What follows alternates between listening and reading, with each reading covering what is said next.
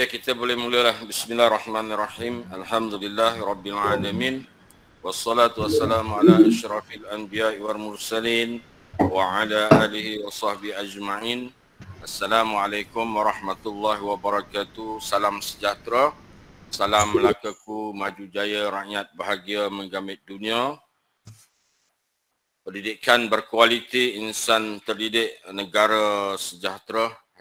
#JPN Melaka, jenama kerajaan nombor 1 yang berusaha rakan-rakan timbalan pengarah, rakan-rakan KPPD, rakan KPPK, rakan-rakan pengetua, guru besar, rakan ketua penolong pengarah, rakan-rakan penolong pengarah, tuan-tuan, puan-puan sekalian. Pertamanya setinggi kesyukuran dan kepujian kehadrat Allah Subhanahu Wa Taala diberi ruang dan kesempatan untuk kita bersua secara maya pada hari ini, walaupun kita dah boleh secara bersemuka, tapi disebabkan notis yang singkat dan kita tidak ada tempat yang sesuai untuk kita panggil semua pengetua guru besar dalam satu taklimat secara bersemuka, maka inilah yang dapat kita adakan secara dalam talian.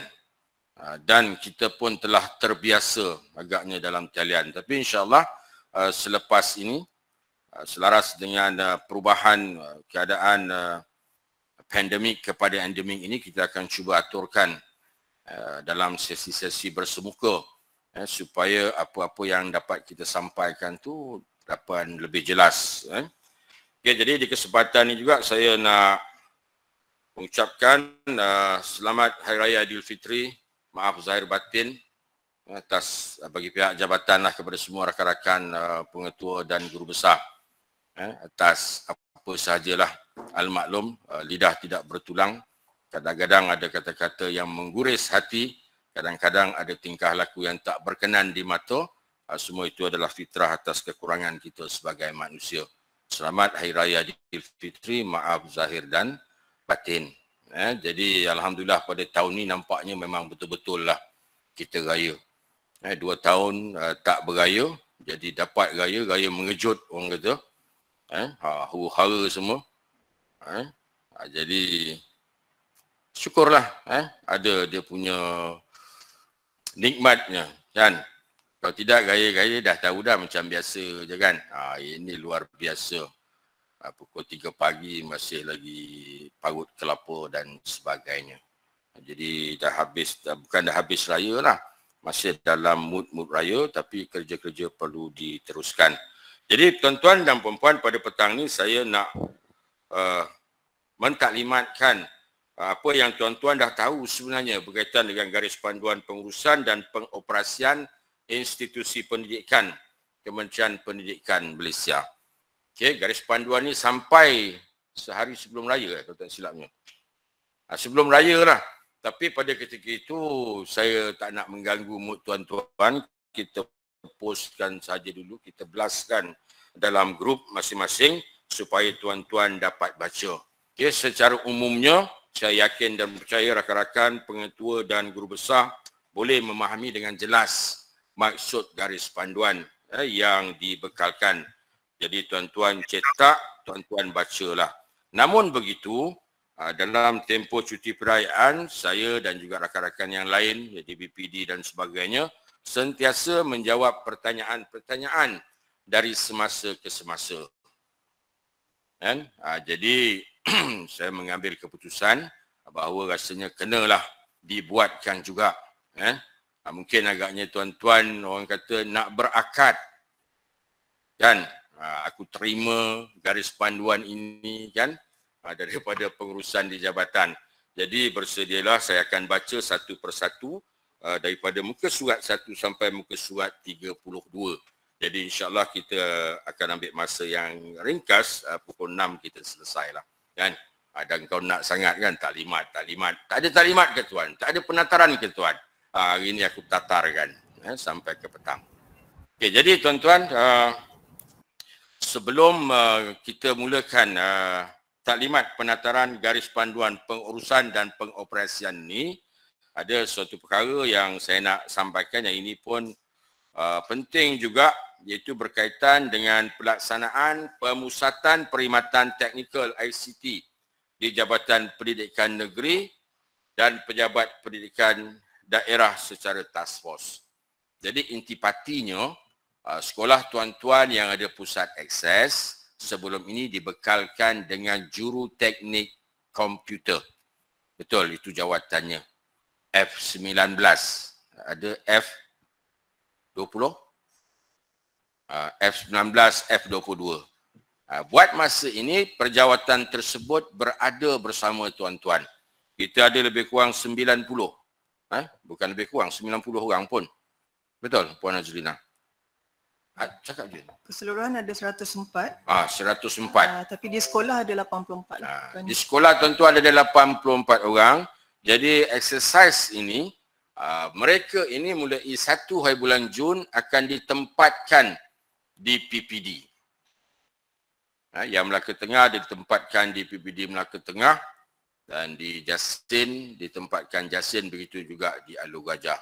Jadi tidak lagi mereka ini berada di sekolah tuan-tuan. Okey. Jadi sebelum taklimat tu saya pun nak mengambil kesempatan sementara teringat ni. Okey, syabas dan tahniah kepada Yang di-Pertua MPSM Cik Yusri bin Seman yang telah dilantik sebagai Ketua Pegawai Pendidikan Daerah Melaka Tengah. Syabas dan tahniah, dan juga beberapa rakan kita yang terbaru semalam dilantik sebagai Pengetua dan Guru Besar. Okay, jadi syabas dan tahniah, selamat menggalas amanah dan tanggungjawab yang baru. Okay, jadi tuan-tuan, untuk task force pemusatan perkhidmatan teknikal dan ICT ini, jadi saya minta tuan-tuan dengar betul-betul apa kesan dia kepada sekolah dan kepada sistem kita keseluruhannya. Jadi untuk itu, I would like to invite Puan Azlina, Ketua Penolong Pengarah ICT, untuk menyampaikan taklimat yang berkaitan. Okay, dalam masa berapa minit? 10 minit. 10 minit. Dipersilakan. Okay, terima kasih Tuan Timbalan, Tuan Haji Karim bin Tumin. Yang saya hormati rakan-rakan KPPD, Tuan Barisan KPPD, yang saya hormati rakan-rakan KPPK, barisan pengetua dan guru besar, dan juga rakan-rakan penolong pengarah.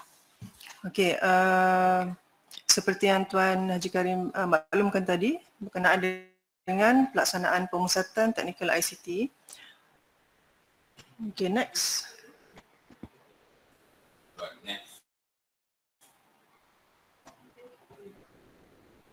Okey, yang pertama sekali kita akan berkongsilah berkenaan dengan punca kuasa pelaksanaan pemusatan teknikal ICT ini. Next. Okey, melalui mesyuarat Jawatankuasa Teknikal ICT Transformation Plan ITP KPM Bilangan 2 2021 dan mesyuarat Jawatankuasa Pemandu ITP Bilangan 2 2021 yang telah diadakan pada 26 Ogos dan 10 September telah bersetuju bahawa inisiatif A7 ITP iaitu pemusatan perkhidmatan teknikal ICT ini dilaksanakan secara task force. Okey. Seterusnya, next slide. Okey, berhubung dengan perkara tersebut, satu garis panduan telah pun diedarkan pada bertarikh 23 Februari 2022. Kepada semua pengarah CPN lah. Okey, antara objektif pelaksanaan pemusatan teknikal ICT ini adalah yang pertamanya bagi memantapkan tadbir urus ICT di peringkat negeri secara menyeluruh, merangkumi PPD dan semua sekolah bagi memastikan perkhidmatan teknikal ICT ini lebih efisien. Seperti yang kita sedia maklum, seperti diterangkan tadi, hanya sekolah-sekolah yang mempunyai pusat akses sahaja yang mempunyai juruteknik ICT. Dan ada juga sekolah yang mempunyai makmal komputer tapi tidak mempunyai juruteknik komputer.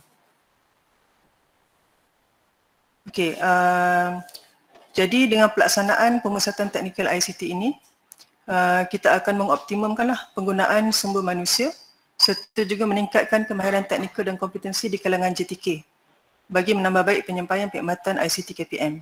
Okay, selain daripada itu, antara objektif yang ketiga adalah untuk meningkatkan tahap kesediaan infrastruktur ICT di tahap yang lebih baik dengan memastikan perkhidmatan penyelenggaraan peralatan serta pelaporan secara berkala dan berjadual dilaksanakan. Ini juga akan memastikan tugas JTK dilaksanakan dengan jelas dan teratur mengikut deskripsi tugas yang ditetapkan. Okay, melalui pemasatan teknikal ini, kita harapkan akan kemahiran juruteknik ICT itu akan digunakan secara optimum lah dan menyeluruh ke semua 315 buah sekolah di negeri Melaka. Okey, skop pelaksanaan perkhidmatan ini melibatkan JTK. Okey, next.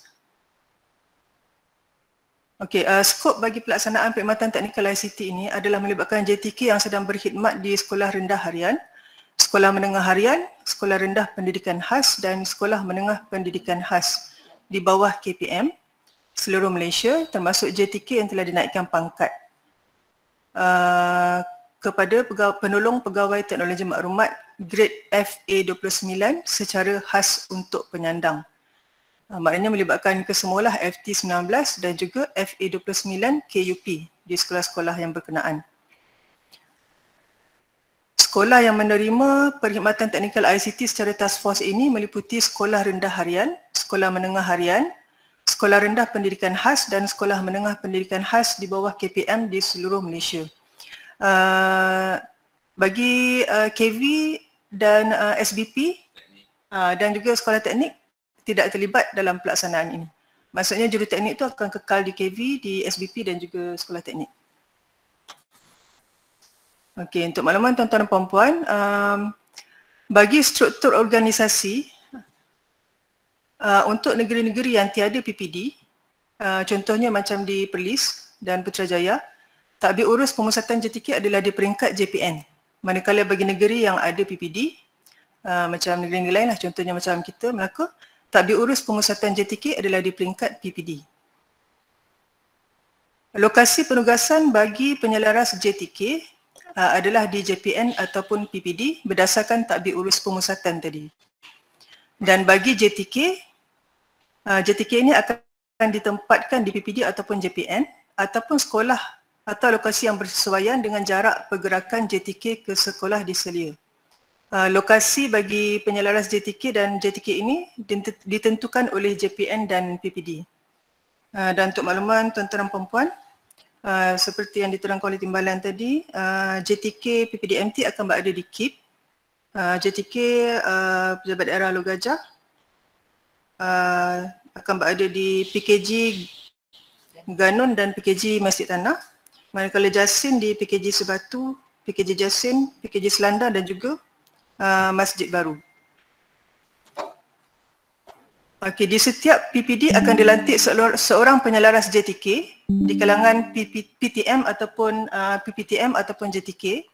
Keutamaan akan diberikan kepada penyandang grade FA29 atau FT22 ataupun grade lebih tinggi. Dan jika tiada, boleh FT19 yang telah berkhidmat sekurang-kurangnya 5 tahun di KPM. Memandangkan pelaksanaan perkhidmatan ini adalah secara task force, waran perjawatan tersebut masih berada di sekolah. Jadi buku perkhidmatan kerajaan itu akan kekal di jabatan asal iaitu sekolah dan juga pengurusan gaji juga akan kekal di jabatan asal iaitu sekolah lah. Okey, bagi rekod kehadiran, untuk rekod kehadiran dibuat di lokasi penugasan. JPN dan PPD perlu menyediakan kaedah pemantauan kehadiran dan pergerakan setiap JTK. Bagi pengurusan tuntutan perjalanan pula, peruntukan akan disalurkan oleh bahagian pengurusan maklumat kepada JPN dan PPD. Dan peruntukan ini sekiranya dituntut oleh JTK akan dibayar oleh JPN ataupun PPD berdasarkan tadbir urus kewangan. Okey, berkenaan dengan tuntutan allowance kerana bertukar ataupun berpindah, penugasan secara task force ini tidak dianggap sebagai pertukaran. Oleh itu, tuntutan allowance kerana bertukar tidak layaklah dituntut. Okey, bagi tempoh penugasan, bermula pada 1 Mac 2022 dan selama setahun ataupun sehingga permohonan pindah butiran diluluskan oleh agensi pusat. Kalau kita tengok dekat garis panduan tu sepatutnya bermula pada 1 Mac lah. Tempoh tu selama setahun. Okey, berkenaan dengan penilaian prestasi untuk penyelaras JTK, pegawai pendidikan daerah akan menjadi pegawai penilai pertama, manakala KPP SPM JPN adalah sebagai penilai kedua. Manakala bagi JTK, pegawai penilai pertama bagi JTK adalah penyelaras JTK, manakala pegawai penilai kedua adalah pegawai pendidikan daerah. Begitu juga dengan pengurusan cuti, sama seperti penilaian prestasi. Maknanya untuk penyelaras JTK, penyokong cuti bagi penyelaras JTK adalah PPD dan pelulus adalah KPP SPM JPN. Manakala bagi juruteknik, penyokong bagi cuti adalah penyelaras JTK, manakala pelulus adalah PPD. Okey, seterusnya kalau kita tengok kat situ ada tadbir urus pemusatan lah. Yang ni lebih kepada pengurusan di PPD nantilah. Okey, seterusnya. Okey, berikut saya summarisekan sedikit pecahan JTK mengikut daerah. Bagi daerah Alor Gajah, seperti kita tengok di layar, jumlah keseluruhannya adalah sebanyak 26 orang. Okey, seterusnya di daerah Jasin sebanyak 25 orang. Yang ni tak termasuk KV, Sekolah Teknik dengan SBT kita dah keluarkan. Dan juga di daerah Melaka Tengah sebanyak 36 orang. Okey, seterusnya untuk kerja-kerja pengoperasian perkhidmatan teknikal ICT ini melibatkan yang pertamanya adalah pelaksanaan inisiatif ICT KPM. Yang kedua adalah penyelesaian aduan ICT. Seterusnya adalah permohonan perkhidmatan ICT dan juga penyelenggaraan pencegahan secara berkala. Kita akan terangkanlah sebentar lagi.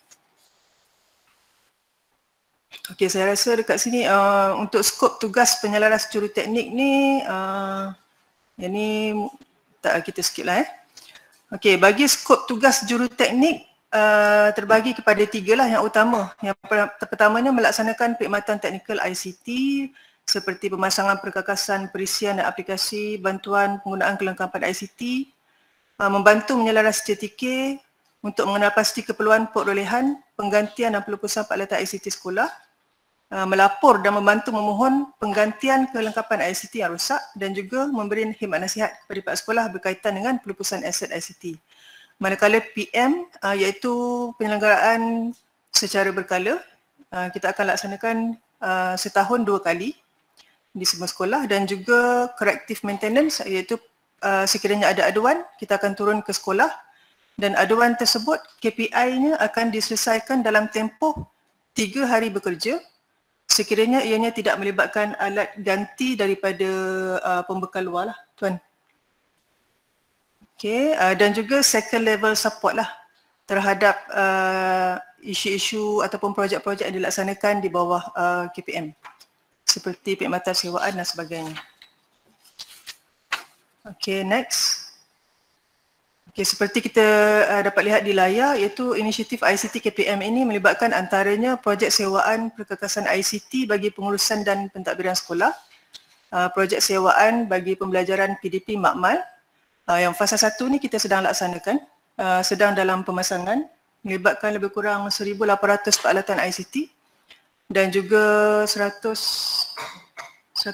sekolah. Dan juga projek sewaan perkakasan ICT PDP Makmal fasa 2 dirancang untuk dilaksanakan pada bulan November lah tuan, 2022. Dan sekarang juga sedang berlangsung baseline kajian infrastruktur ICT KPM yang melibatkan 16 buah sekolah. Ini pun kita memerlukan bantuan daripada juruteknik untuk mengisi template bagi maklumat peralatan ICT di setiap sekolah tersebut.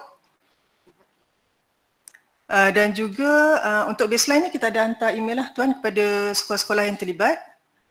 Okey, dan seterusnya adalah projek rangkaian interim sekolah, dan saya tertinggal ada satu lagi inisiatif cerdik yang kita bagi peranti pada pelajar-pelajar golongan B40 lah. Okey, seterusnya adalah khidmat bantu. Antara khidmat bantu yang dilaksanakan adalah pengujian dan persediaan perkakasan ICT bagi PISA. Dan seterusnya adalah Teams, di mana kita telah pelaksanakan pada bulan 4 tempoh hari, PISA dan Teams ni. Dan juga pengujian perkakasan ICT dan rangkaian bagi PKSK, ujian PKSK, khidmat bantu bagi rangkaian internet sekolah. Sekiranya ada keperluan daripada pihak sekolah memerlukan kita datang, kami akan bantulah untuk rangkaian internet sekolah, dan juga penyelenggaraan makmal ICT sekolah. Dan juga untuk penyelenggaraan itu ada, seperti saya maklumkan tadi, penyelenggaraan pencegahan secara berkala sebanyak 2 kali setahun, dan penyelenggaraan pembetulan berdasarkan aduan melalui sistem ICT Service Desk KPM. Okey, saya nak terangkan sedikit di sini. Untuk penyelenggaraan pembetulan itu, sekiranya tuan-puan ada aduan kerosakan, boleh log report terus ke dalam ISD, dan kita akan selaraskanlah pembahagian kepada JTK yang berkenaan. Okey, berikut adalah pelan tindakan susulan. Untuk bulan Mac, kita kenal pasti penjelas JTK, kenal pasti senarai kumpulan, persediaan logistik ruang kerja untuk lokasi penugasan. Okey, dan juga pada bulan April kita telah adakan mesyuarat pihak bahagian pengurusan maklumat. KPM telah mengadakan mesyuarat penyelarasan bersama JPN dan PPD, dan juga sesi libat urus bersama JTK sekolah. Okey, seterusnya alhamdulillah lah kita dapat slot pada hari ini untuk mengadakan sesi libat urus bersama pengetua dan guru besar. Dan juga selepas ini pihak JPN akan menyediakan pelaksanaan surat arahan penugasan lah, untuk penempatan juruteknik yang kita jadualkan akan bermula pada 1 Jun 2022. Dan seterusnya pada bulan Jun hingga Disember, pelaksanaan ini akan ada kajian impak bagi pelaksanaan ini, iaitu postmortem, akan dilaksanakan bagi melihat keberkesanan pelaksanaan pemusatan teknikal ICT ini. Dan juga susulan daripada itu, kemungkinan ada pengemaskinian lah daripada segi garis panduan dan prosedur kerja yang mungkin kita boleh tambah baik. Dan juga sekiranya pihak KPM mendapati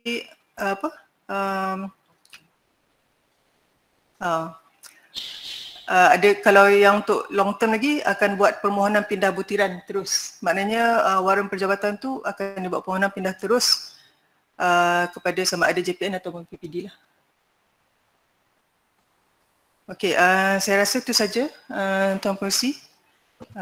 Sekian, terima kasih. Terima kasih Puan Azlina, Ketua Pengelola Perkara ICT. Kesimpulannya macam inilah tuan-tuan. Dulu juruteknik komputer ni dia ada di sekolah kita, mulai 1 Jun dia akan berpindah ke PPD. Tapi pembayaran gaji rekod buat masa ini masih di sekolah, insyaAllah way forward nanti akan dipindahkan ke semuanya. So, masalah bukan masalah lah. Kalau sekiranya tuan-tuan perlu perkhidmatan ICT, maklumkan kepada PPD. Kalau peralatan rosak, lapor secara dalam talian, PPD akan setting untuk hantar tim ke sekolah tuan-tuan. Jadi tuan-tuan tak payah pening kepala nak jaga dia orang. Dia berada di bawah PPD. Okey, terima kasih Puan Azlina. Adakah pertanyaan berkaitan dengan ini? Okey, terima kasih. Kalau tak ada, kita teruskan dengan penataran garis panduan. Tetapi sebelum itu, beberapa perkara yang saya nak sampaikan. Yang pertamanya berkaitan dengan sambutan Hari Guru.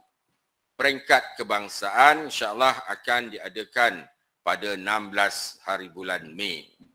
Itu di peringkat kebangsaan, dia tak ada ubah. Jadi, Melaka diminta menghantar kontingen seramai 40 orang. Jadi 40 orang ni kita pilihlah, ada daripada kalangan pengetua, kalangan guru besar, kalangan guru-guru yang menerima anugerah dan sebagainya daripada JPN dan juga daripada DPD. Dan tuan-tuan yang telah dipilih itu telah pun dimaklumkan. So tuan-tuan akan bergerak, kita sediakan bas pada hari Jumaat malam Sabtu. Okay, bergerak ke Kelantan. Bas kita sediakan, penginapan kita sediakan. Jangan gaduh-gaduh. Yang terpilih tu bersyukur, yang tak terpilih, saya kalau ikut, saya nak bawa semua ni. 315 pengetua dan guru besar. Tapi Kelantan bagi kita 40 orang saja. Jadi jangan ada kecil hati, kita akan gila-gilakan nanti. Ya. Okey. Jadi berkaitan dengan sambutan Hari Guru peringkat kebangsaan pada 16 Mei, jadi di peringkat negeri kita 24 Mei. Di peringkat negeri insya-Allah kita panggil semua. Okay, peringkat negeri kita buat pada 24 Mei di Holiday Inn. Jadi sekarang ni di peringkat sekolah bila nak buat? Okey. Tuan-tuan janganlah buat 16 Mei tu juga. 16 Mei tu public holiday di Melaka. Tuan-tuan nak buat, saya serahkan kepada pihak sekolah lah nak menentukan buatnya bila. 17 boleh, 18 boleh, sampailah 23 tu atau lebih-lebih sikit pun boleh. Tapi dalam tempoh mood perayaan Hari Guru. Janganlah buat bulan 12 tahun depan.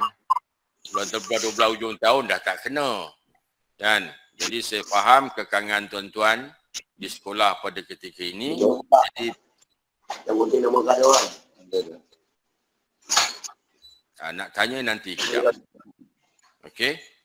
Jadi pada tuan-tuan lah.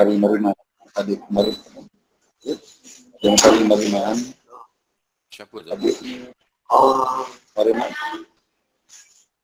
Yang lain nanti dululah. Tutup dulu. Tadi datang pergi semangat ke sekolah.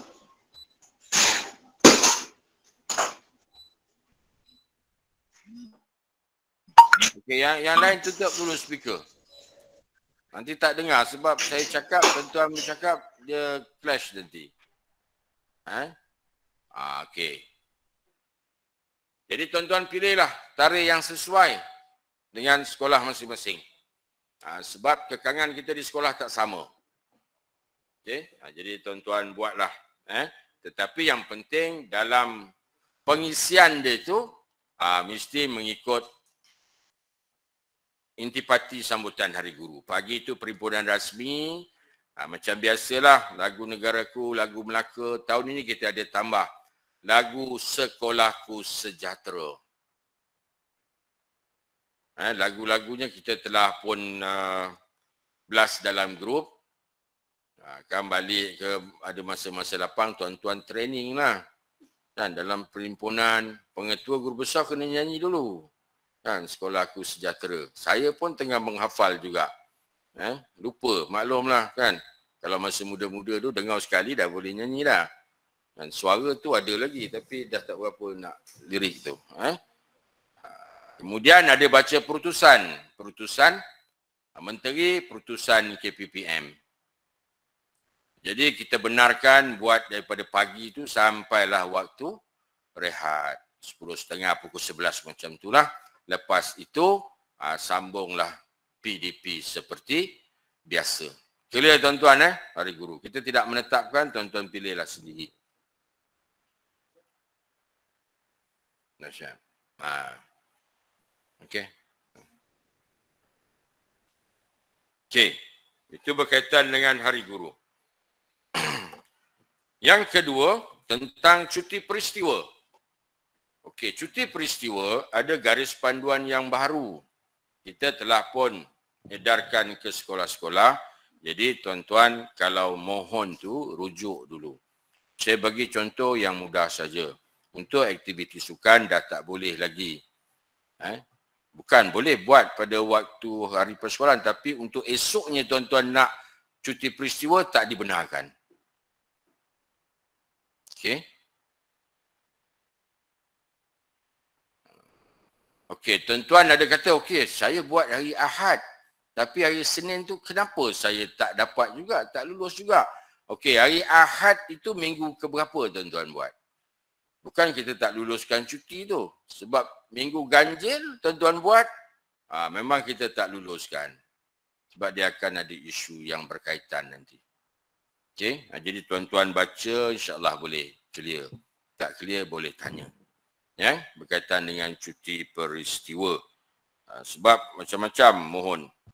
Dan mohon tu yang relevan lah, cuti-cuti yang memang dia kata kat situ apa saja cuti perayaan. Tapi cuti perayaan yang berkaitan lah dengan negara kita. Dengan pelajar-pelajar kita, guru-guru kita. Ni kadang tak ada kaitan. Sambutan bunga sakura. Mana ada bunga sakura kat Malaysia ni? Kat Jepun ada lah. Nama tu. Kena tengoklah balik. Okey. Yang seterusnya berkaitan dengan pengesahan izin tukar. Tuan-tuan, cikgu tuan-tuan mohon tukar. Sekarang ni kementerian nak menempatkan guru-guru yang kosong ni, kita nak tempatkan cikgu-cikgu. Jadi cikgu-cikgu yang sedia ada yang dah lama-lama ni mohon tukar. Sokong tak sokong lain, tapi tuan-tuan kena mengesahkan permohonan dia tu dalam sistem. Ni ada cikgu yang menangis-nangis datang. Tuan, saya nak mohon tukar tapi pengetua guru besar tak sokong. Bukan suruh sokong, mengesahkan dia mohon tu dalam sistem. Jadi kena buka lah sistem, kena tengok. Kalau dalam sistem tuan-tuan tak berakukan, dia langsung tak sampai ke kementerian lah. Kita pengambilan untuk 18,000 guru ni sebahagiannya kita dah ambil, kita akan teruskan pengambilan. Okey, kemudian berkaitan dengan pelaksanaan konsep Sekolahku Sejahtera. Yang ni pun ditegaskan lagi oleh pihak KPM hasil daripada dapatan YBMK Yang Berhormat Menteri Kanan Pendidikan. Apabila dia pergi ke sekolah-sekolah, dia bertanya kepada warga sekolah, cikgu-cikgu tak tahu pun tentang Sekolahku Sejahtera. Bila dia tanya, cikgu tahu Sekolahku Sejahtera? Alhamdulillah tahu Yang Berhormat. Sekolah kita sentiasa sihat sejahtera. Budak-budak pun bagus, sihat sejahtera. Pengetua, cikgu-cikgu semua sihat sejahtera. Bukan yang itu. Penekanan YBMK tentang konsep Sekolahku Sejahtera. Okay, siaran berkaitan telah pun sampai semalam. InsyaAllah kita akan panjangkan kepada sekolah-sekolah. Ada 14 perkara kan dalam Sekolahku Sejahtera tu. Itu yang nak ditekankan oleh YBMK, Yang Berhormat Menteri Kanan Pendidikan. Sebenarnya bukan perkara baru pun, perkara lama. Cuma kita nak beri penekanan. Ini adalah nilai-nilai baik, nilai-nilai murni yang kita nak tekankan kepada anak-anak kita. Seperti S yang pertama tu, S tu standing for selamat, seronok, sihat. Dia ada 14. Okay. Etika, empati, jati diri, adab sopan dan sebagainya lah. Okay, nanti kita akan panjangkan sejarah ni yang tuan-tuan sedia maklum pun tentang perkara ini. Jadi hendaklah dilaksanakan ataupun ditekankan pelaksanaannya di sekolah-sekolah. Termasuklah nyanyian lagu Sekolahku Sejahtera tu. Okey, seterusnya berkaitan dengan media sosial. Ini ingatkan kepada rakan-rakan guru kita, posting ataupun post-post di media sosial mestilah tidak mengaitkan perkara-perkara yang boleh mengaibkan atau menjejaskan sekolah. Walaupun dia rakam lagu. Macam baru ni, saya rakam lagu ni waktu budak-budak tak ada, dia nyanyi kan. Tak kena, orang luar tak faham tuan-tuan. Dia nak nyanyi ke nak apa, sekarang ni tiktokers ke apa kan. TikTok ni, buatlah di rumah. Dan posting tu tidak melibatkan sekolah dan sebagainya. Ini kena ingatkan. Kira sekarang ni semua nak viral kan. Semua orang nak jadi popular. Makan Maggi pagi raya pun nak post. Kan? Buat orang berbalah. Kan? Makan je lah. Kalau ia pun gaya mengejut, takkanlah tak ada beras kau masak lah. Apa yang susah? Kan? Sebab nak buat konten. Itu semua nak menimbulkan perbalahan. Hari-hari kita orang duk berbalah dalam media sosial. Sebab semua nak glamour. Jadi ingatkan cikgu-cikgu kita. Okey. Kemudian satu lagi perkara berkaitan dengan PIB, pembukaan institusi baru. Okay, di SMK Kerubong. InsyaAllah, alhamdulillah kita semalam dah dapat surat ataupun sijil kelayakan menduduki CCCC nama dia. 3 kali C, saya tersebut 4. CCC. Okey. Jadi insyaAllah kita dalam proses untuk mendapatkan nombor pendaftaran untuk SMK Kerubong dan kita bercadang akan buka pada naik cuti penggal 13 hari bulan 6. So kita akan suraikan pelajar-pelajar kita yang padat daripada SMK Malim khususnya. Kita dah tengok ramai dekat situ yang beralamat di Kerubong. 300 lebih pelajar di SMK Paya Rumput dan juga di STAM. Okey. Jadi kita pun dah minta sekolah-sekolah ni saya upaya dapat kempen jugalah.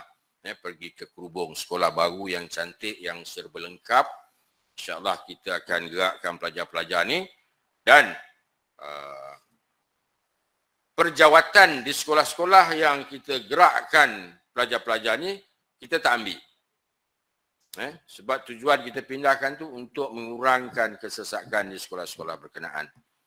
Dan kita akan ambil juga pelajar-pelajar mungkin daripada Durian Tunggal, daripada Tuan Mutahir, daripada Munshi Aikiroh yang berminat untuk ke SMK Kerubong. So kita akan mula buka dengan tingkatan 1, tingkatan 2 dan tingkatan 3 terlebih dahulu. Okey. So kita akan gerakkan satu pasukan caretaker-nya dah ada. So insyaAllah 20 Mei ni kita akan gerakkan secara rasmi setelah dapat nombor pendaftaran sekolah. Bila ada nombor pendaftaran sekolah, institusi itu sah ditubuhkan, baru kita boleh gerakkan pengetua dan guru-gurunya. Okey. Kita terima banyak permohonan tapi kita akan tapis betul-betul. Okay. Saya nak Kerubong ni jadi PIB yang baru yang dapat dimanfaatkan untuk menjana kecemerlangan bagi anak-anak kita. Sayang sekolah lengkap, sekolah cantik, canggih, tapi kalau kita tak dapat menyumbang sesuatu untuk anak-anak didik kita, kita akan rasa rugi. Okey. Jadi selesai berkaitan perkara-perkara yang saya nak sampaikan. Seterusnya kita masuk kepada garis panduan. Okey tuan-tuan, garis panduan pengurusan dan pengoperasian institusi pendidikan. Okey, dalam kandungan garis panduan ni ada 8 perkara. Okey, daripada latar belakang, panduan umum sehinggalah pelaksanaan aktiviti sukan dan co-curriculum. Ada 31 muka surat. Saya sarankan tuan-tuan cetak dan bacalah. Tuan-tuan bacalah. Okey, dan surat iringan dia yang ditandatangani oleh Datuk KPPM kita jelas menyatakan dalam perkara 5 garis panduan ini, maka garis panduan pengurusan dan pengoperasian, dengan adanya garis panduan ini, maka garis panduan pengurusan dan pengoperasian sekolah 3.0 yang bertarikh 24 September 2021 dan semua annex yang dibaca bersama garis panduan tersebut adalah terbatal. Maka 3.0 yang kita rujuk sebelum ini terbatal. Sekarang kita pakai yang terbaru yang ni. Dia tak banyak, 34. Okey, jadi marilah kita lihat satu persatu dan saya tidaklah berhasrat nak baca daripada satu latar belakang kan, tuan-tuan pun boleh baca. Dan cuma sebab ada permintaan, ada perkara-perkara yang tuan-tuan minta jabatan jelaskan, maka saya akan jelaskan mana-mana yang penting dan lepas ni bolehlah berakad Tuan-tuan berakad, saya terima garis panduan ini sebagai panduan untuk pengoperasian sekolah saya. Dan asyik tanya kan, bila jabatan nak buat, bila jabatan nak buat. Saya boleh nak buat, tapi nak ganggu mood hari raya tuan-tuan kan. Satu hari raya, dua hari raya kena buat Google Meet kan. Apalah Timbalan Perkara ni, raya-raya pun sibuk nak buat. Jadi saya ambil pada hari ini. Okey. Jadi kita tengok satu, latar belakang muka surat 3. Okey. 1.1, 1.2, 1.3. Rasanya clear lah. Tapi tak apa, mana-mana yang tak clear tuan-tuan boleh tanya.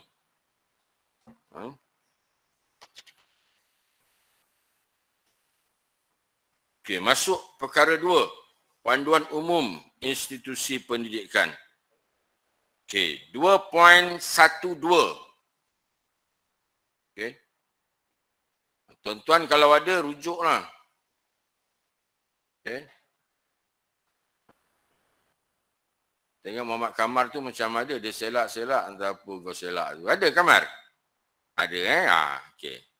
2.1.2. Semua aktiviti dibenarkan dengan penggunaan 100% kapasiti ruang. Penjarakan fizikal antara individu atau kumpulan tidak diperlukan. Nombor penjarakan fizikal. Okay, semua aktiviti dibenarkan. Jadi agak-agak perhimpunan boleh tak? Boleh perhimpunan? Boleh. Boleh. Dia tak payahlah kau tanya. Boleh. Boleh buat perhimpunan tuan. Pening aku. 2 hari gaya kau dah tanya. Tuan buat perlu cakap kau pergilah gaya dulu. Kan 2 hari gaya. Hari Selasa tanya. Tuan perhimpunan minggu depan boleh buat. Betul-betul cabaran. Okey.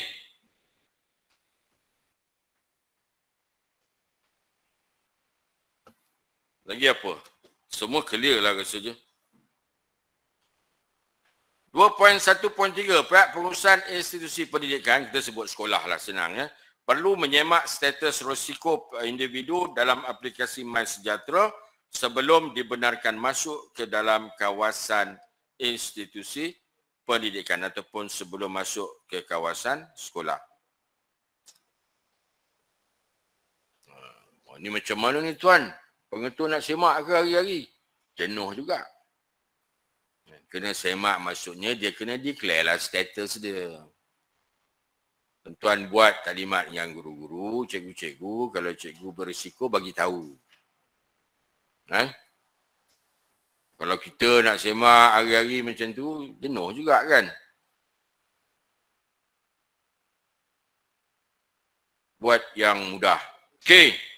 Individu yang berstatus risiko rendah dibenarkan memasuki kawasan sekolah. Okey, 2.1.5.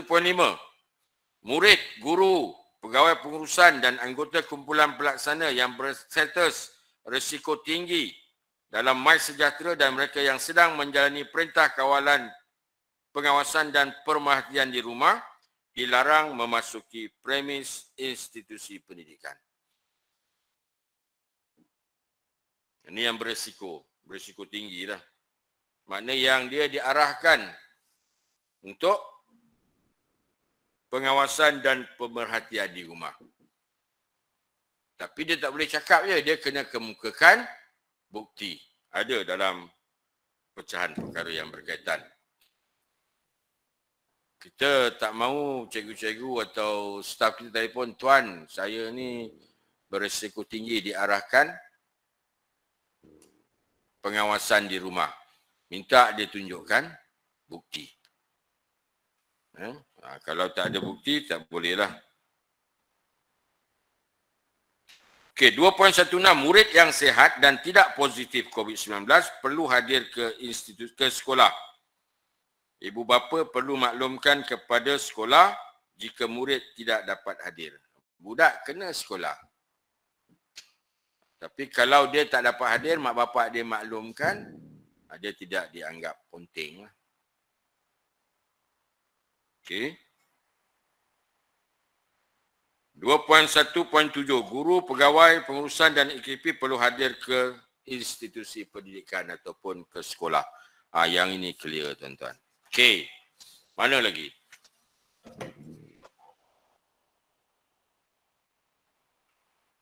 Okay, 2.1.9 ni yang saya sebut tadi. Guru, pegawai pengurusan dan AKP yang disahkan positif perlu menunjukkan bukti SSO melalui aplikasi MySejahtera kepada pentadbir bagi tujuan rekod. Dia kena tunjuk, dia tak boleh cakap je. Tuan, hari ni saya positif. Tak ada bukti, tak boleh. Okey. Yang ni 2.1.0. Yang ni ramai juga bertanya. Ini paling hot kan, 2.1.0. Dinyatakan dengan jelas, guru dibenarkan melaksanakan PDP secara bersemuka tanpa mengira status vaksinasi.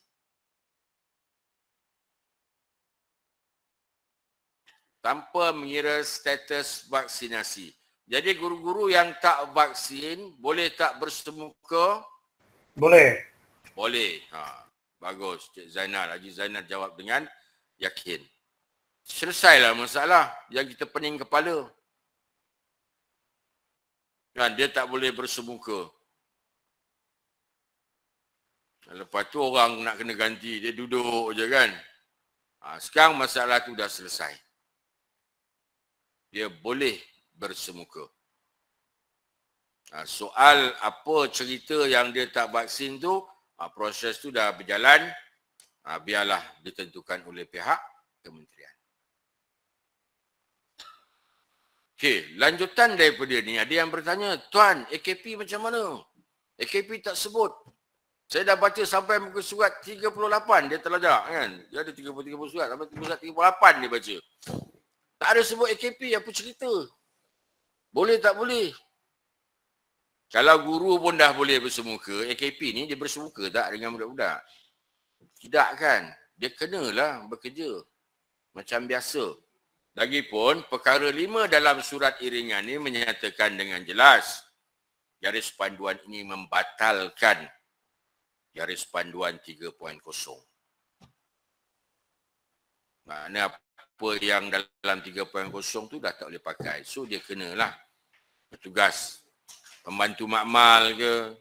Jangan pula lepas ni dia nak ambil kesempatan. Pembantu makmal tak ada sebut dalam ni. Dia orang ni cerdik tuan-tuan. Tapi saya yakin dan percaya tuan-tuan lagi cerdik.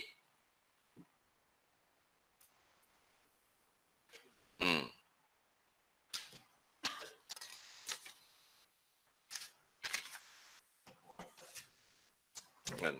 2.1.7 pun. Tapi dia taklah sebut nama ni kan. Dia sebut guru, pegawai pengurusan dan AKP perlu hadir. Tapi dia akan kona. Dia kata hadir ni nak bertugas ni. Dia mula nak kona. Tuan-tuan pun jam. Kan? Dia kena bertugas. Jangan dia kata, oh saya tak vaksin, tak boleh bertugas lagi. Dia duduk je dalam makmal tu. Tak buat apa-apa. Okey. Kalau dia tak buat lepas ni, tuan-tuan boleh hantar surat tunjuk sebab. Ambil tindakan tata tertib. Okey. Ni cerita seterusnya 2.2 pelitup muka. Semua individu hendaklah memakai pelitup muka pada setiap masa ketika berada dalam bangunan. Dalam bangunan kena pakai. Pejabat tu dalam bangunan, bilik darjah dalam bangunan, makmal dalam bangunan, perpustakaan dalam bangunan. Okay. Pengecualian pemakaian pelitup muka hanya dibenarkan dalam keadaan yang berikut. Walaupun dia dalam bangunan, macam pengetua duduk dalam bilik dia seorang-seorang, duduk kan. Pengetua kan tak ada kawan kan, tak ramai kawan. Duduk seorang-seorang, kau pakai 3-4 lapis sebab apa, buka lah. Kan? Walaupun dia dalam bangunan, semasa aktiviti sukan, ketika sedang berucap, macam saya sekarang ni, saya jauh, saya berucap, sebab tu saya buka. Pegawai-pegawai saya yang lain beli ke sidang ni, dia orang pakai. Okey, jadi tuan-tuan, masa perhimpunan, tuan-tuan nak berucap, nanti tuan buka lah. Dibenarkan di luar bangunan pula. Kan? Kalau tuan-tuan buat dalam dewan, pelajar-pelajar kena pakai, tuan-tuan masa berucap, tuan-tuan boleh buka. Okey. Sewaktu makan minum, ni of course lah kena buka. Masa PKP pun kita buka kan dulu. Makan minum. Jangan kau nak makan macam mana, nak makan minum tak buka. Guru yang mengajar di hadapan kelas, walaupun dalam bangunan, tapi cikgu mengajar di depan, dia boleh buka. Sebab kita bercakap pakai ni, dia kadang kita pun semput. Dia lagi dah umur-umur ni. Okay. Kemudian kanak-kanak yang berusia 5 tahun ke bawah, ni di sekolah rendah. Yang ada pra-pra sekolah tu 5 tahun tu. Ni kena alert lah. Kita ni kadang kita main kuluhum je, kita tak alert. Itu yang banyak komplain tu. Jadi kena terangkan betul-betul. Individu berkeperluan khas yang tidak mampu mengurus diri dan tingkah laku. Dia tak payah pakailah. Okey. Nantilah belum habis lagi. 2.2.3. Pemakaian pelitup muka semasa di luar bangunan atau di kawasan terbuka adalah amat digalakkan. Nak pakai boleh. Amat digalakkan. Kan? Walaupun tepi padang, kawan-kawan dia sedang bersukan, yang lain tu dia duduk tepi padang, beri sokongan, digalakkan pakai. Okey. Okey, kemudian berkaitan dengan pengudaraan. Ini pun top juga soalan ni, langsir. Okay, bila sebut pengudaraan, tujuan langsir dibuka tu dulu ialah untuk pengudaraan. Okay, tapi dalam fasa ini dengan garis panduan ini 2.3.3, penggunaan langsir dibenarkan untuk tujuan menghadang cahaya matahari. Itu saja. Setakat ini. Okay, katalah kelas kita tu, kan kelas kan kiri kanan cermin kan. Matahari datang daripada timur pagi tu. Kalau kelas tu betul-betul terganggu disebabkan pancaran matahari tu, dalam keadaan itu dibenarkan. Maknanya sebelah sajalah. Sebelah lagi jangan pasang dulu. Buat masa ini. Untuk tujuan melindungi saja. Tapi kena pastikan pengudaraan dia baiklah. Okey. Kemudian matahari akan naik tegak. Masa tegak tu dia dah tak memancar lagi kan. Mungkin yang sebelah lagi tu kalau dia kena pun petang, budak-budak dah balik. Okey. So kita benarkan untuk tujuan menghalang cahaya matahari sahaja. Okey. Okey, mana-mana bilik yang ada kipas penyedut, pastikan dia berfungsi. Dan kipas yang sedut angin kan, luar macam dekat dapur rumah kita tu, dia sedut apa, dia buang keluar. Okey.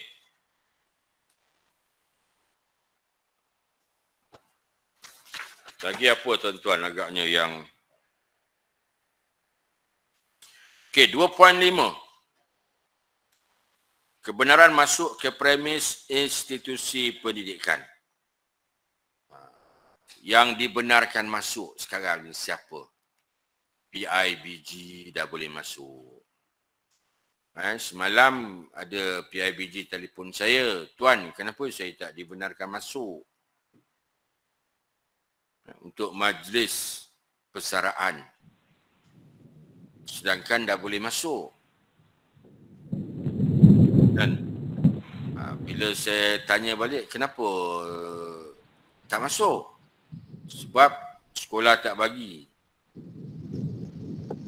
Kata selaras dengan garis panduan ni, PIBG belum boleh masuk. Nampak tak dekat sini, orang luar baca, kita tak baca. Sedangkan PIBG dah boleh masuk. PIBKS dah boleh masuk. LPS dah boleh masuk. Untuk melaksanakan mesyuarat, program atau aktiviti yang dirancang bersama-sama pihak sekolah dengan mematuhi prosedur operasi standard yang ditetapkan. Jadi kadang-kadang perkara macam ni yang ialah saya dalam masa yang sama cubalah untuk mempertahankan tindakan kita punya pengetua guru besar. Kan? Tapi mohon kita sama jugalah rakan-rakan supaya baca dan fahamkan betul-betul. Kan? Yang mana yang boleh, mana yang tak boleh. Dan kalau tak suka dia sebab tak nak dia datang, cakaplah program ni tak melibatkan mereka. Jangan kata peraturan tidak membenarkan, sedangkan peraturan ni membenarkan. Okey. 2.5.2, kehadiran pihak luar yang bukan warga KPM termasuk orang kenamaan adalah tertakluk kepada Surat Perkeliling Ikhtisas KPM bilangan 5 tahun 2018. Yang ni tuan-tuan kena rujuk. Apa dia? Surat Perkeliling bilangan 5 2018. Maksudnya agensi luar yang nak buat program, dia kena mohon kebenaran. Ada ramai yang minta, ada yang kita dah benarkan pun. Ada surat kebenaran, dia boleh masuk. Dan berkaitan dengan orang kenamaan, tuan-tuan nak jemput orang kenamaan. Siapa dia orang kenamaan ni? YB, Timbalan Menteri, Ketua Menteri, Tuan Yang di-Pertua Negeri, Sultan-Sultan, untuk menjemput orang-orang kenamaan mengikut SPI bilangan 5 2018, tuan-tuan kena panjangkan ke jabatan akan buat permohonan. Once dibenarkan, boleh.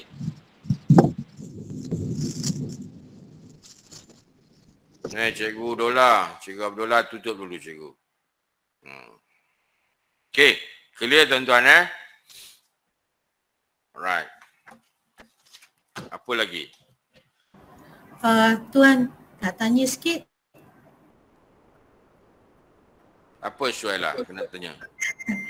Baik Tuan, berkenaan dengan orang luar yang nak masuk ke kawasan sekolah tu, pihak mereka yang akan menulis surat memohon kebenaran ataupun pihak sekolah yang memohon? Mereka kena mohon. Dia biasa akan mohon ke kementerian. Kementerian akan panjangkan ke jabatan. Okay, once dah lulus kementerian akan panjangkan. Dia akan panjangkan keputusan itu ke jabatan. Jabatan akan beri kebenaran untuk dia masuk. Okay, ini biasanya agensi-agensi yang terlibat dengan kita yang menganjurkan ataupun mengelola program-program sukan dan co-curriculum.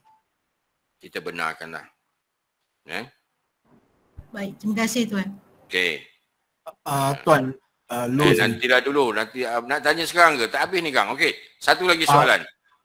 Tuan, yang tentang sekolah, macam sekolah saya yang ada jalanan pintar korporat dengan agensi-agensi tertentu macam Yakult, L'Oreal dan sebagainya, perlu kita minta kebenaran ke ataupun kita dah boleh benarkan kebenaran. Dia agensi luar kan. Tersebut. Dia bukan warga. Yakult bukan warga. Dia minta kebenaran, kita bagi. Boleh. Tuan, saya satu soalan lagi. Saya guru besar SAGC Bacang.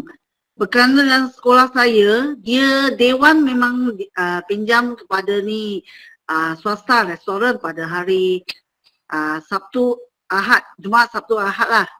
Jadi kalau mereka kena adakan, dia nak adakan jamuan majlis perkahwinan ke apa, dia gunakan sekolah dan dia akan bayar untuk menyumbang kepada sekolah lah.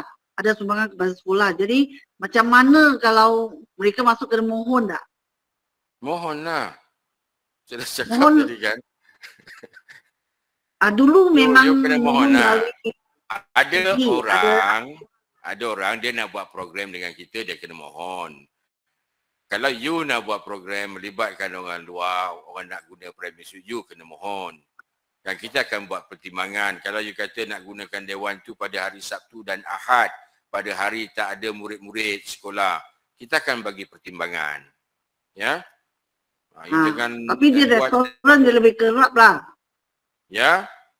Dia restoran, jadi dia lebih kerap dia pakai. Kalau mungkin setiap minggu dia pakai, dia bukan sekali-sekala. Kerana dia memang sewa dari LPS. Buat permohonan bertempo, sandarkan dengan syarat tertakluk kepada perubahan-perubahan syarat-syarat yang diberikan ataupun garis panduan daripada pihak kementerian. Kita tak tahu apa berlaku selepas ini. Kalau selepas ini kementerian akan ubah garis panduan, so kita kena ubahlah. Boleh? Okey. Okey, terima kasih. Nantilah kita teruskan ni dulu. Tuan-tuan baca tu, bilangan 5, 2018. Clear dalam tu.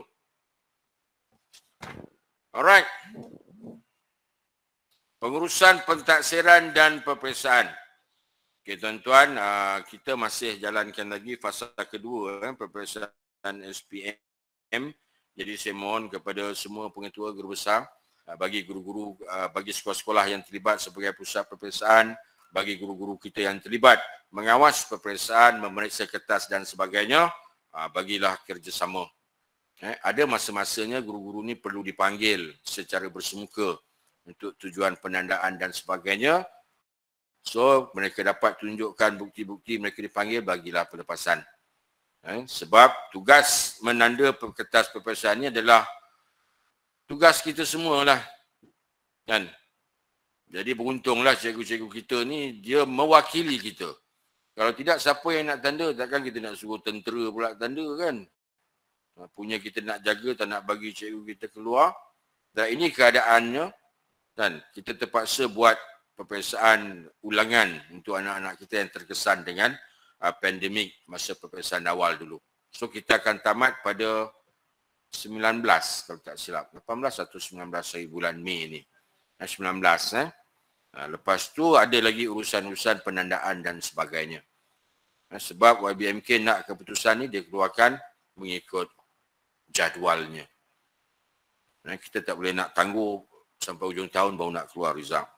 Okey, pengurusan kantin, kafeteria dan waktu rehat murid. Okey. Yang ni dah jelas dah. 2.7.1. Warga institusi pendidikan dibenar makan di kantin dan kafeteria. Dah boleh lah. Okay. Murid juga dibenar makan di tempat lain yang ditetapkan oleh institusi pendidikan bagi mengelakkan kesesakan. Contoh, dekat sekolah kita kan banyak wakaf-wakaf yang berdekatan dengan kantin, boleh makan dekat situ. Okay. Untuk elak kesesakan. Okay. Kalau sesak juga, sekolah boleh memperkenalkan atau melaksanakan waktu rehat berperingkat. Okay, tingkatan 1, 2, 3 rehat sekian-sekian. Menengah atas rehat sekian-sekian. Tahap 1 rehat sekian-sekian. Tahap 2 rehat sekian-sekian. Boleh dilaksanakan.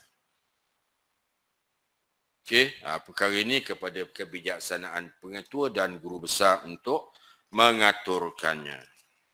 Okay. Habis perkara 2. Banyak ni tuan-tuan, baru nak masuk perkara 3 ni. Perkara 3, pengurusan operasi institusi pendidikan. Okay. Pengurusan prasarana. Pentadbir bertanggungjawab, 1. Menyediakan bilik isolasi dan tandas berasingan bagi murid yang positif COVID-19 dan menyediakan sabun dan pensanitasi tangan di lokasi yang bersesuaian. Yang ni kalau kita tengok macam 3.0 macam ada lagi. Mana yang ada lagi tu kena buat lah. Walaupun kita dah sebut tadi 3.0 dah terbatal. Habis bekas-bekas tempat-tempat basuh tangan tu pun kau cabut lepas ni. Sabun-sabun kau humbankan. Kenapa? Sebab timbalan kata dah dimansuhkan 3.0. Tapi ada bunyi dalam ni. Alright. Pengawalan dan penyuraian murid di pintu pagar sekolah. Ni pun macam sama macam yang dulu. Kena follow lah.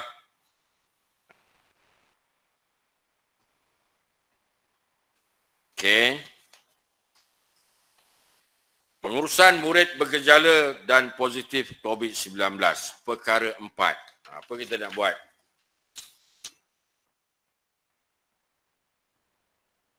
Okey, pihak sekolah. Pengurusan secara umum memberikan penerangan dan pendidikan berterusan. Yang ni kena ingatkan selalu. Yang ni kena buat. Walaupun kita dah fasa endemik ni, kita masih kena ingatkan. Jadi sentuhlah dalam setiap kali perhimpunan, cikgu-cikgu masuk kelas ingatkan murid-murid kan, kena diingat-ingatkan selalu. Okay, pengurusan murid bergejala.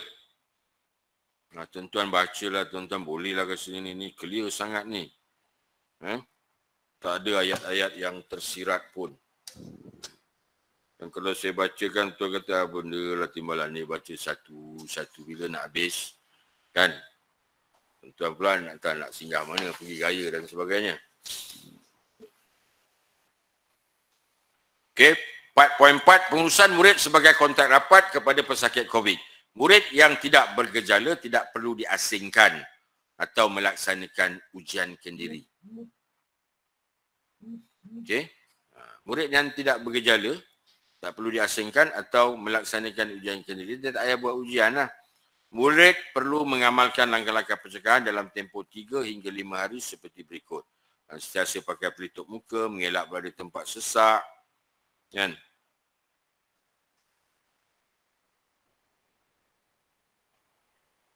Okey. Tak ada apa sangat lah. Baca-baca je. Okey. Perkara kelima, pelaksanaan ujian kendiri COVID-19. Peranan institusi pendidikan. Jawatankuasa pelaksana ujian kendiri COVID-19 perlu merekodkan penerimaan dan penggunaan kit ujian kendiri. Itu macam yang asal dululah.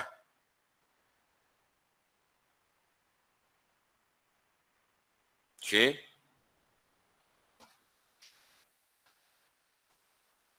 Okay, nak buat ujian tu semua masih perlu konsen ataupun kebenaran ibu bapa lagi. Yang ni clear lah, perkara-perkara ni rasanya tak ada apa sangat isunya.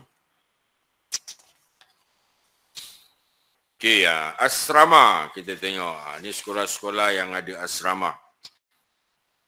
Okey, pengurusan asrama, pengurusan umum, ibu bapa, penjaga perlu memastikan anak-anak jagaan yang sihat dan tidak bergejala sahaja dibenarkan kembali ke asrama. Ini pesan dekat parent.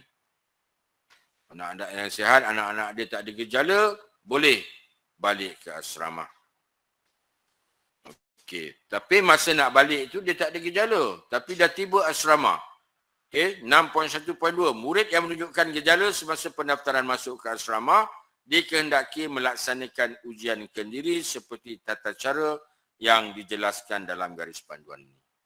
Kalau dulu kita buat semua kan, masuk balik asrama semua kita buat.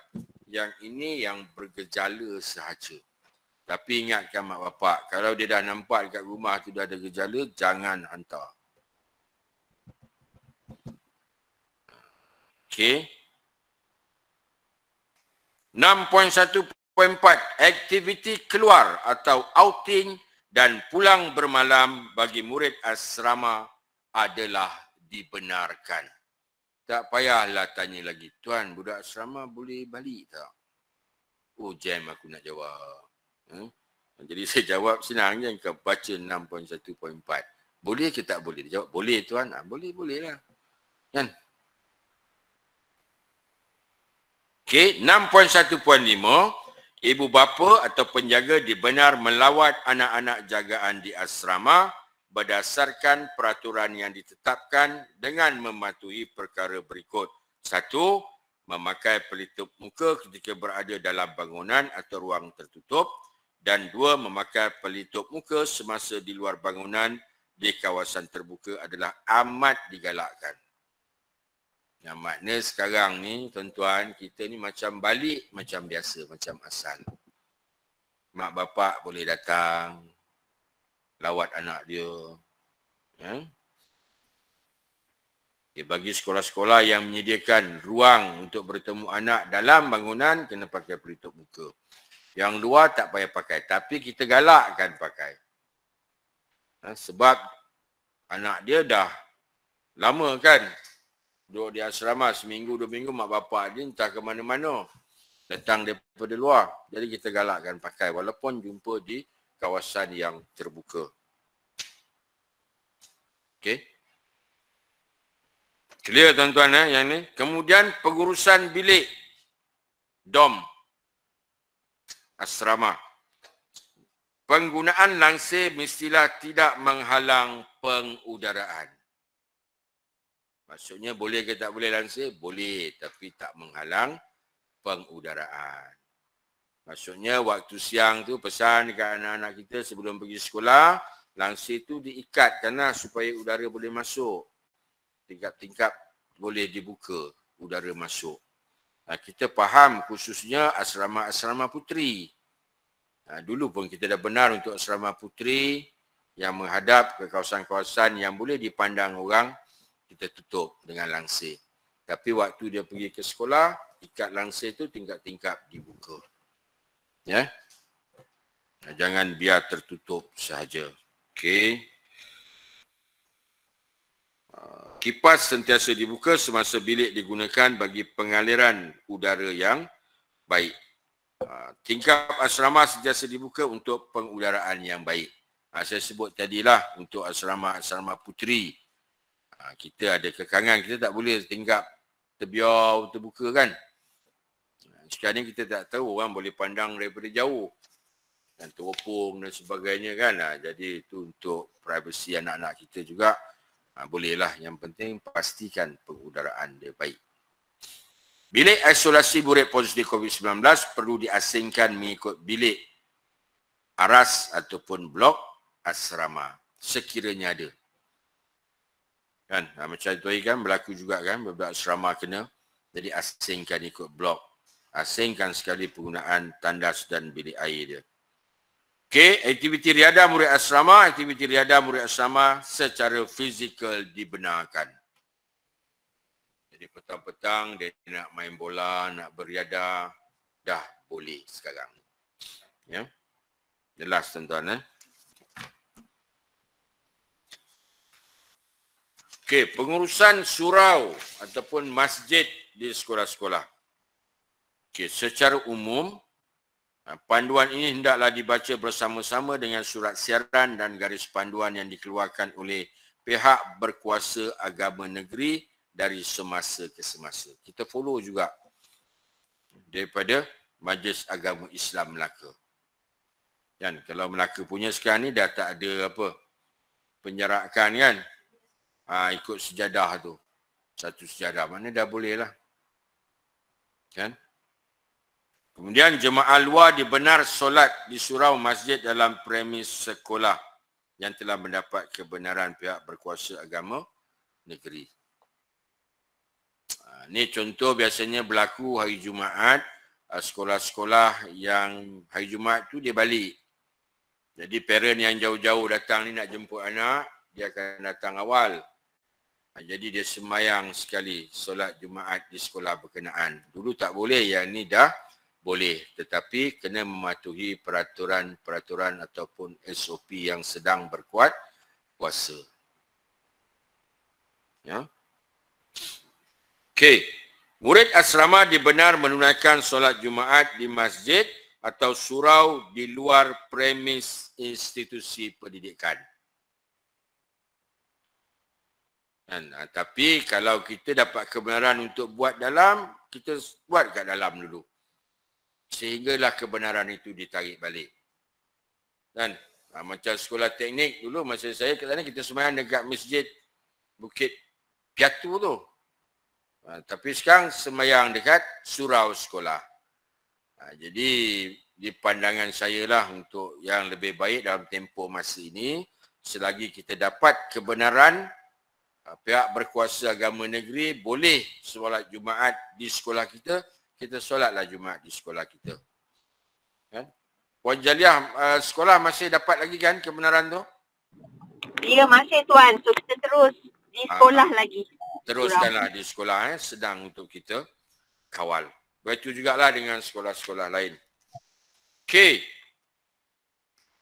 Dan yang terakhir tuan-tuan, pelaksanaan aktiviti sukan dan co-curriculum.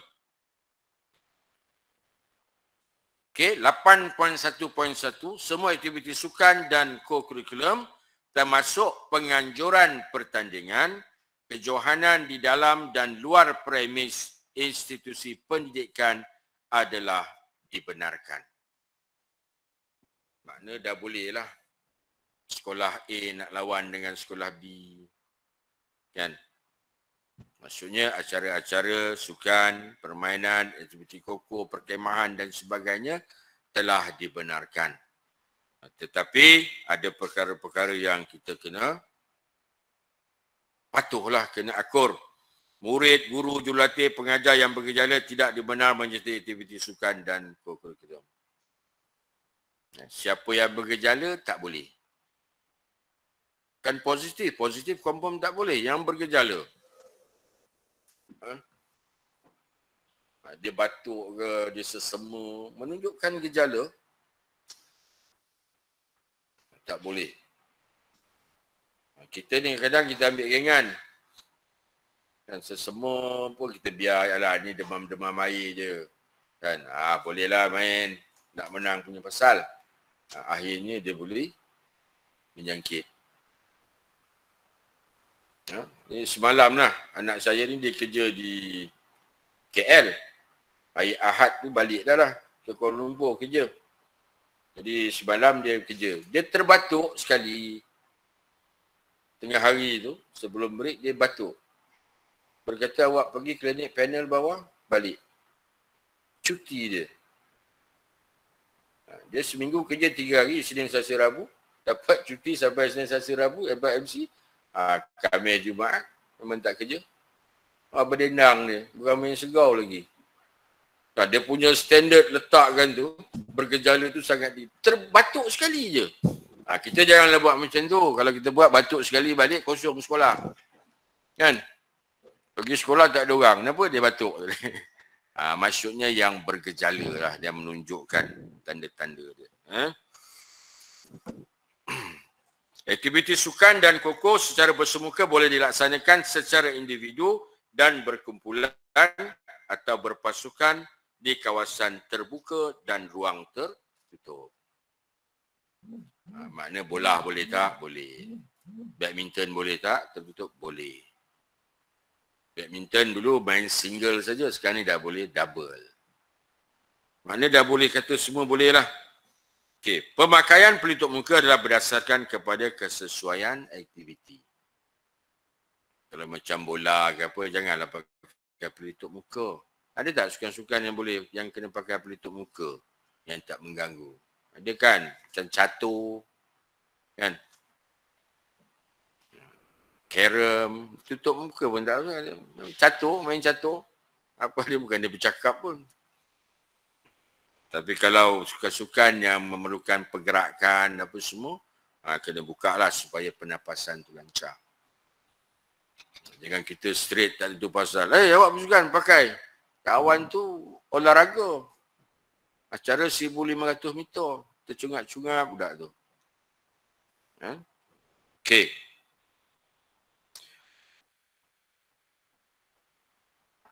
Pelaksanaan aktiviti sukan dan kokurikulum murid mestilah di bawah seliaan guru, jurulatih, pengajar yang tidak bergejala. Dua ni tak ada gejala. Kan? Kalau cikgu yang nak mengajar tu pun asyik lah, batuk, hidung ni meleleh je kan. Janganlah bagi dia handle. Dia mesti tak ada bergejala. Okey tuan-tuan, inilah dia. Garis panduan 8 perkara yang tergandung dalam garis panduan pengurusan dan pengoperasian institusi pendidikan Kementerian Pendidikan Malaysia. Jadi pada petang ini, walaupun saya tidak baca kesemuanya, tapi merangkumi hasrat yang nak disampaikan oleh pihak kementerian kepada semua sekolah-sekolah. Jadi tuan-tuan ambillah inisiatif supaya dapat memanjangkan perkara ini kepada semua rakan-rakan guru kita di sekolah masing-masing. Jadi, apa nak cakap, macam terima akad lah. Kan? Selagi tak diakad, kasih tanya je bila JPN nak buat. Bila JPN nak buat, ni petang ni dah buat. Okey, seterusnya saya buka pertanyaan. Tuan-tuan bila buka pertanyaan ni, tanyalah yang berkaitan. Jangan yang buka-buka. Petang boleh tanya. Nak tanya. Apa ditanyakan? Okey. Cik Khalid. Tentang acara bernotarisa tuan. Boleh ya? Kalau ikut 8+11 tu macam dah boleh dah tu. Cikgu rasa boleh tak? Tengok 8+11 tu dah boleh dah tu. Boleh. Boleh lah. Boleh. Baik, terima kasih tuan. Terus hilang. Tuan, saya bertanya tuan. Tuan, Ya. saya ada satu soalan nak tanya tuan. Pasal tu sekarang kan, kalau ada pelaut datang, perlu tak kita tengok cek tu masa sejahtera? Sebab kan scan tu masa sejahtera sudah tidak diwajibkan. Perlu tak cek? Okey, pelawat yang macam mana tu? Misalnya kata PLBG hingga LPS atau ibu bapa ke? Okey, itu yang terbaik lah. Kita kena semak lah. Kita kena memastikan tahap kesihatan dia. Setiap kali dia tak ada scan. Setiap kali datang dia tunjuk dia masa sejahtera lah. Betul? Yalah. Boleh lah. Dapatkan pengesahan dia. Okey. Okey, Terima kasih tuan. Okey, terima kasih tuan. Apa soalan dia ni, Dr. Syima yang dalam tu? 3.2.4 tuan. Okey. Waktu masa hadir dan balik murid boleh dilaksanakan secara berperingkat setelah mendapat kelulusan pendaftar negeri. Itu saja. 3.2.4. Okey, ni bagi pengawalan dan penyuraian murid di pintu pagar. Bagi sekolah-sekolah yang muridnya ramai, tuan-tuan nak buat jadual penyuraian itu, maksudnya fleksibel, kena mohon ke Jabatan Pendaftar Negeri. Hantar, tuan, saya bercadang nak buat sekian-sekian, tujuannya apa, tetapi dia mesti tidak mengurangkan waktu PDPC bagi pelajar berkenaan. Hantar permohonan, once kita luluskan, boleh laksanakan. Okey? Clear, cikgu Ya, bagi kami tidak menggunakan memendekkan masa. Kami menyurai berperingkat selepas tamat sekolah. Jadi saya rasa tak memerlukan permohonan tuan sebab tak usik jadual. Kalau tak usik bolehlah, tapi kalau masa tu panjang sangat, kenalah mohon juga supaya kita tahu. Sebab parent ni kita tak tahu. Dia orang ni kalau menunggu ni kan, menunggu kan satu pekerjaan yang sangat mengazabkan. Betul? Tunggu, kadang-kadang 5 minit pun tak boleh nak sabar. Kan tuan-tuan pun ada pengalaman dulu tunggu kan, boyfriend tunggu girlfriend. Lamanya pada lambat. Kan setengah jam, 5 minit macam 5 jam. Tak keluar-keluar kan. Dah sampai awal ni. Kita sendiri pun kalau tunggu anak kita balik sekolah, apa salah tak keluar-keluar kan. Ataupun kita tunggu isteri kita shopping, nak gaya tu hari.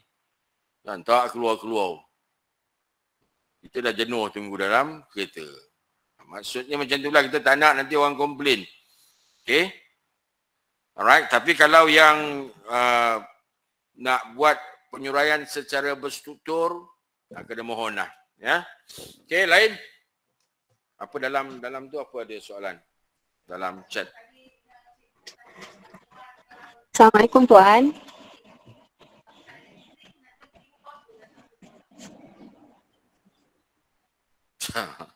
Yang tu nanti dulu. Okey. Ya, cikgu.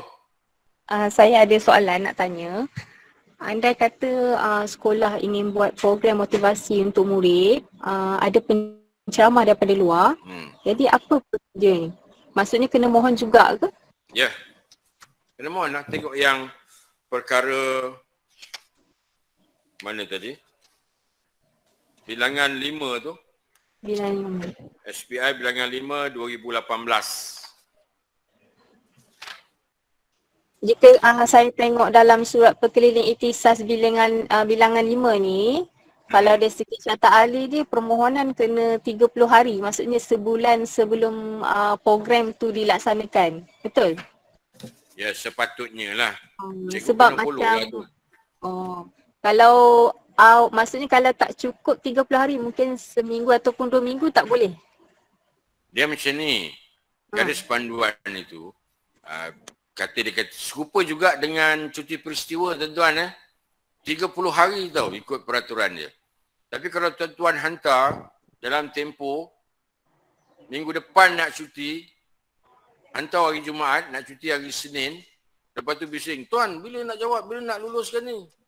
Kan? Minta maaf je.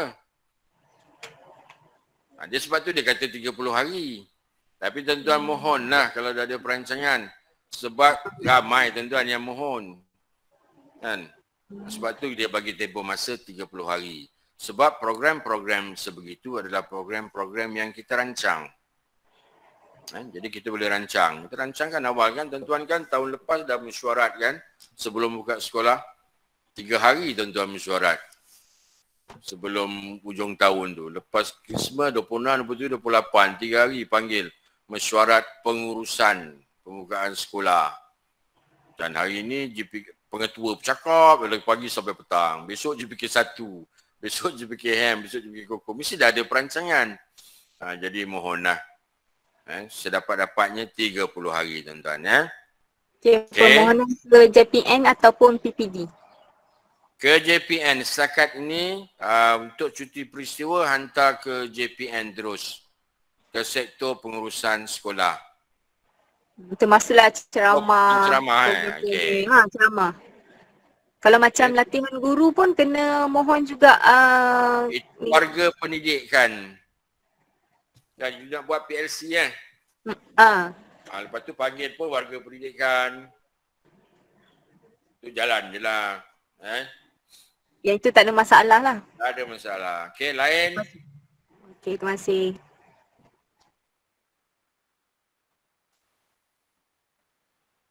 Haji Zainal, ada nak tanya? Dah pakai minyak angin dah tu? Tak ada tuan, terima kasih.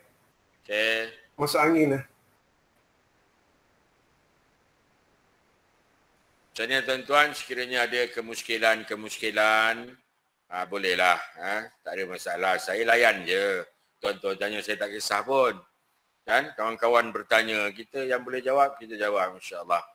Kita bantu mudahkan urusan tuan-tuan. Mana-mana grey area yang tak clear rasa nak tanya tu tanya. Jangan malu-malu. Lebih baik kita bertanya daripada kita buat suatu perkara yang kita tidak pasti kesahihannya.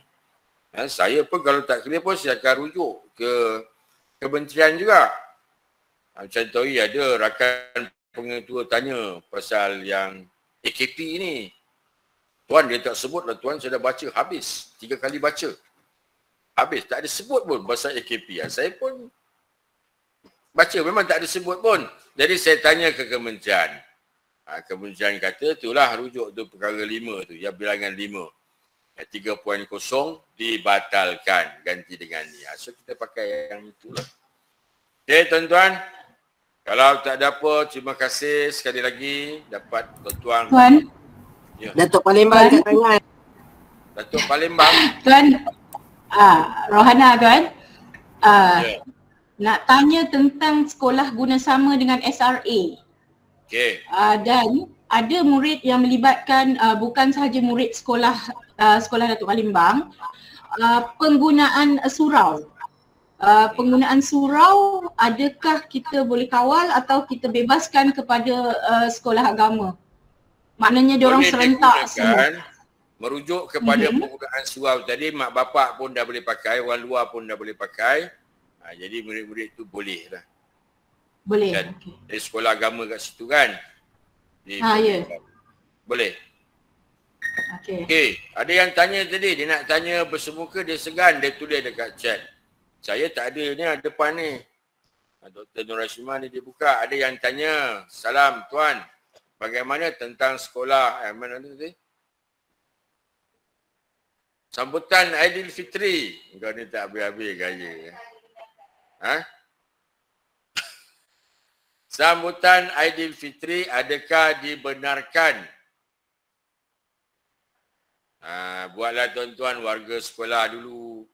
Dan sebab yang PIBG tadi pun dia sebut PIBG boleh masuk untuk mesyuarat, untuk program kalau nak kira.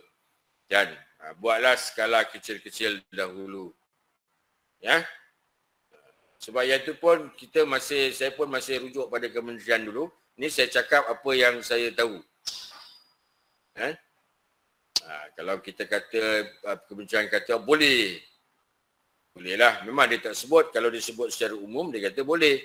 PIBG, PIBKS, LPS. untuk hadir ke sekolah, mesyuarat untuk program.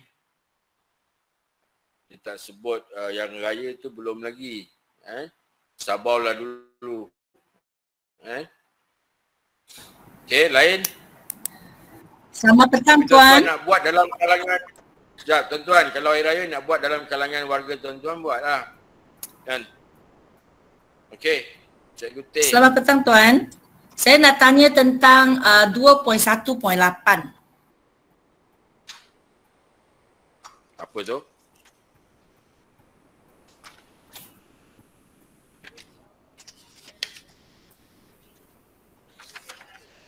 .1.8 Ya. Guru. Sebab saya ada seorang guru yang tidak menerima vaksin.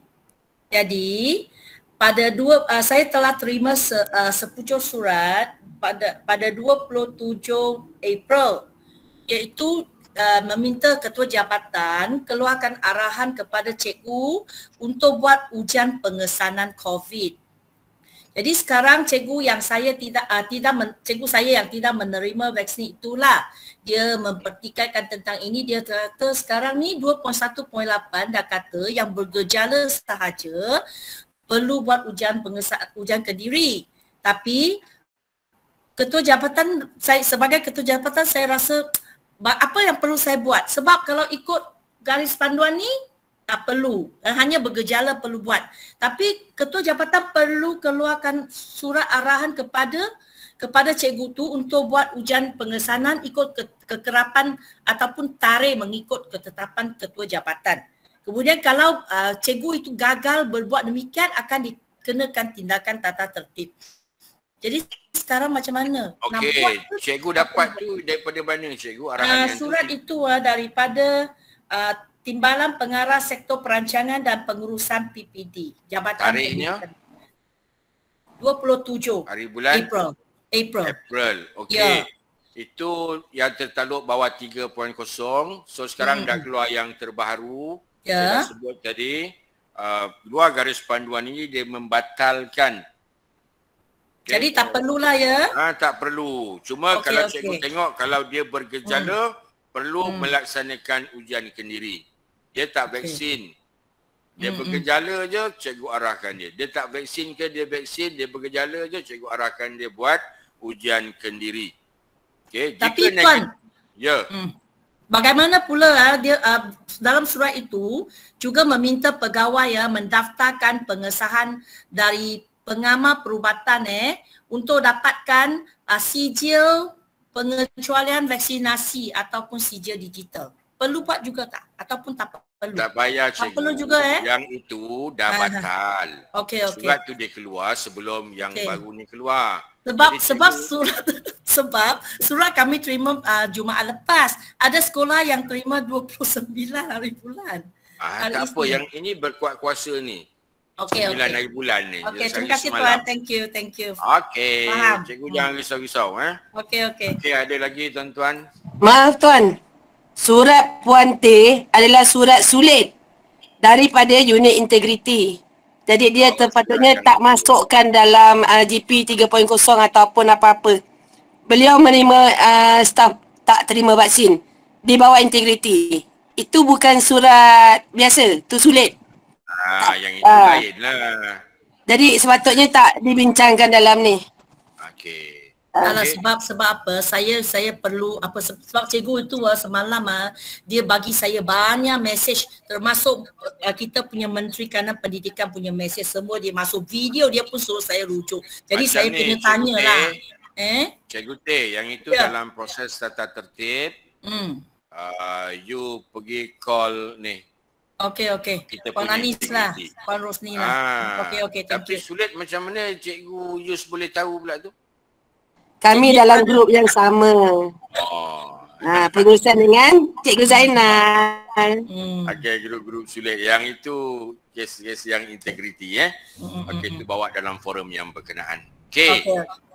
Kawan tu lah aku dah cakap tadi, boleh tanya semua kau nak tanya. Okey, apa lagi? Tak apa. Baru pukul 4.5 minit. Ada nak tanya lagi tuan-tuan? Assalamualaikum Tuan Haji. Assalamualaikum warahmatullahi. Baik, saya Zulkifli Tuan, saya berkaitan dengan sambutan Hari Guru. Ni cikgu-cikgu kami ni sangat bertanya lah. Dia kata boleh tak nak buat pakaian bertema dan sebagainya. Pakaian bertema untuk Hari Guru peringkat sekolah. Dan juga tadi diumumkan bahawa sambutan Hari Guru hanya dijalankan pagi saja, selepas rehat PJP macam biasa. Adakah ini terdalam pada peraturan ke, tuan? Sebelum ni itu memang kita benarkan pagi sampai sehingga rehat. Balik lewat pukul 11 lah sambutan Hari Guru.